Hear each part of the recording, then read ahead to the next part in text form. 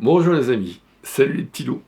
Aujourd'hui je vais vous parler de comment faire une bonne photo et qu'est-ce qu'il faut surveiller dans son appareil photo.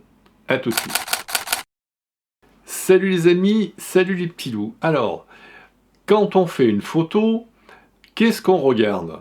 En général on regarde le point central, parce que je vous ai dit qu'on était en mesure spot et que l'on utilisait le bouton lock, et que l'on utilisait un minimum de points pour faire la mise au point, et que la mesure spot nous permettait de faire des mises au point aux petits oignons, ce qui nous évite de nous poser des questions, de savoir si je fais un truc, un machin, un bidule, avec les points ici, les points dans le coin, ah oui mais bon les points autofocus ne vont pas jusque dans les coins, on s'en fout, on fait le truc central, ce qui est le plus performant, c'est la F, le point AF, qui est le plus performant. Donc utilisez ce qu'il y a de plus performant dans votre boîtier, donc c'est celui central.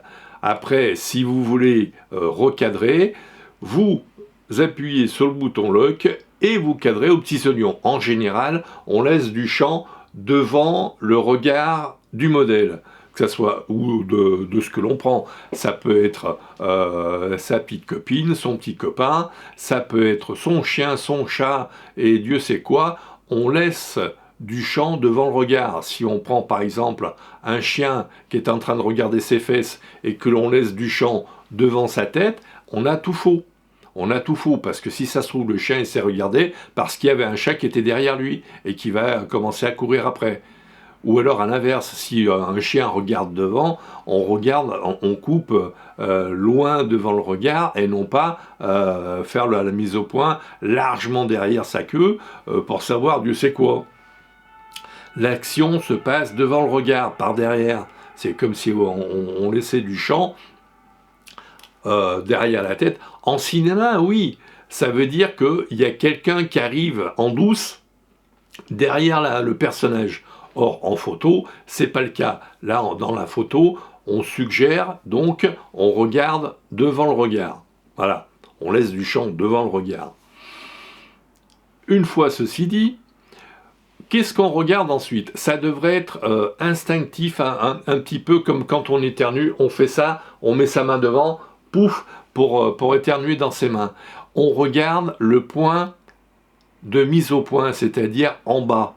Alors pour les Nikonistes, c'est en bas à gauche, il y a un petit point, alors soit il est blanc, soit il est vert sur certains boîtiers, c'est un petit truc rond à côté de la vitesse, qui est elle-même à côté du diaphragme. Vous avez le point de mise au point, la vitesse, le diaphragme, et puis après là vous avez tout un tas de choses, la sensibilité, etc. On regarde, alors la sensibilité, normalement vous devriez savoir à quelle sensibilité vous êtes, histoire d'avoir un peu de profondeur de champ et d'avoir une vitesse de sécurité qui va bien. Je vous rappelle, je vais vous dire au cours de la vidéo ce qu'est la vitesse de sécurité. Donc vous faites la mise au point. Donc avec le petit bouton rouge, vous regardez bien au milieu, vous avez bien cadré, et normalement quand la mise au point a été faite et qu'elle est bonne, elle ne clignote plus. Elle est fixe. Ensuite, vous avez la vitesse. La vitesse, c'est la vitesse qui vous permettra de faire une bonne photo égale vitesse de sécurité. Vitesse de sécurité égale la longueur de l'objectif utilisé. Vous utilisez un 100 mm, eh bien vous mettez au moins le centième. Vous serez sûr absolument d'avoir une photo nette.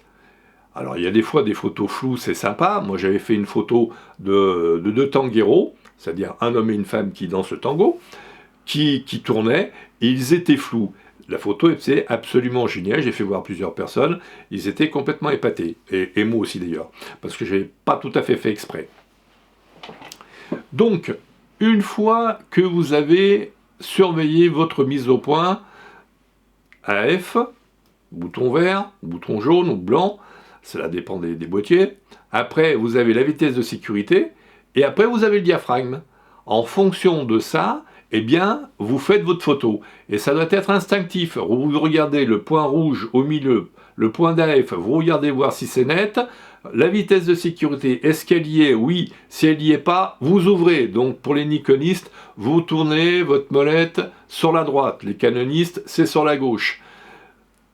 Une fois ceci fait, vous pouvez prendre la photo. Et vous êtes sûr d'avoir une bonne photo qui est bien exposée. Après, vous avez effectivement le cadrage. Alors le cadrage, c'est avec le point d'AF au milieu, le petit point rouge, et après vous recadrez avec le petit bouton AE-Log de façon à bloquer la mise au point de votre lumière qui a été faite, et vous recadrez comme vous le souhaitez. Enfin, comme il faut, c'est-à-dire vous laissez du champ devant le regard et non pas derrière la tête. Hein, on est d'accord? Après, vous essayez de respecter les diagonales.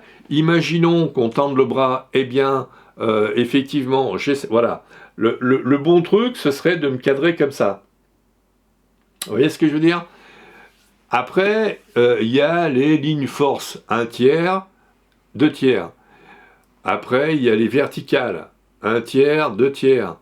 Et le regard doit se situer sur une de ces lignes si vous voulez que votre photo ait une force plus qu'une photo prise où là je serai au milieu de votre... Et encore que là nous sommes en vidéo. Mais pour bien faire, si on est en photo, avoir les yeux au premier tiers, ce serait parfait. En plus, on regarde là à l'inverse, je fais ça, clic-clac, Kodak, là la photo serait bonne. Vous voyez ce que je veux dire? Bon, sachant cela, je vous laisse faire des essais. Alors après, il faut faire énormément de photos pour...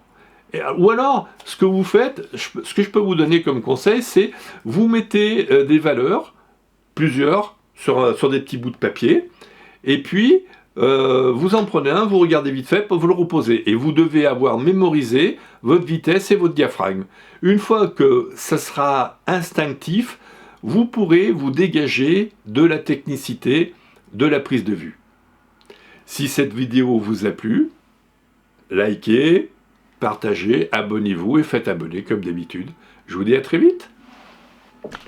Pour ceux qui ont été jusqu'au bout, ce bonus, à savoir, je vous laisse sous ma vidéo mon adresse mail, vous pourrez me demander un PDF de comment utiliser mon Nikon, comment utiliser les raccourcis clavier sous Windows ou sous Mac.